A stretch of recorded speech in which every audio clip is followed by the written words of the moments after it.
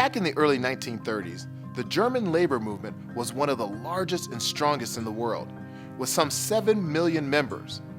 The Nazis, much like some far right-wing groups in our own country, saw that unions held significant power by representing workers' interests and promoting a democratic humanitarian outlook among workers.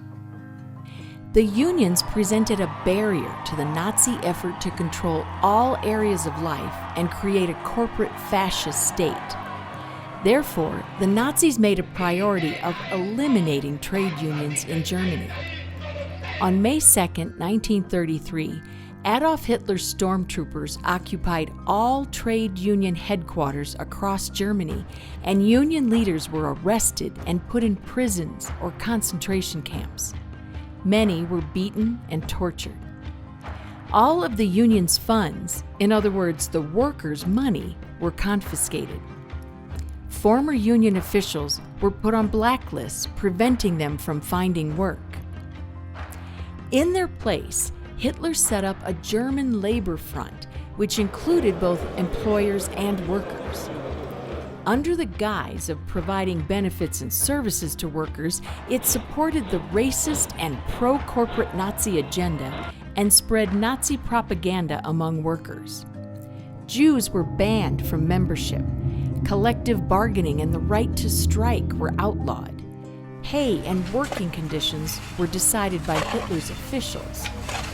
As a result, wages were frozen and the average work week increased by 20% in just a few years.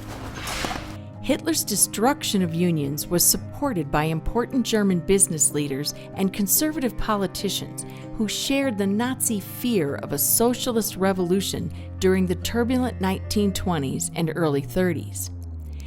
Many of these people wanted restrictions on or complete abolition of unions, which they felt had become too powerful.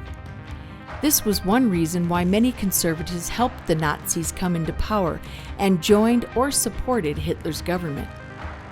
Between 1933 and 1945, thousands of German trade unionists were arrested and imprisoned, and many were tortured, executed, or sent to concentration camps. The defeat of Hitler and the liberation of Germany from Nazism represented a huge victory for the working class of Germany and the rest of the world. But the struggle for labor rights continues, as we see daily in our own country.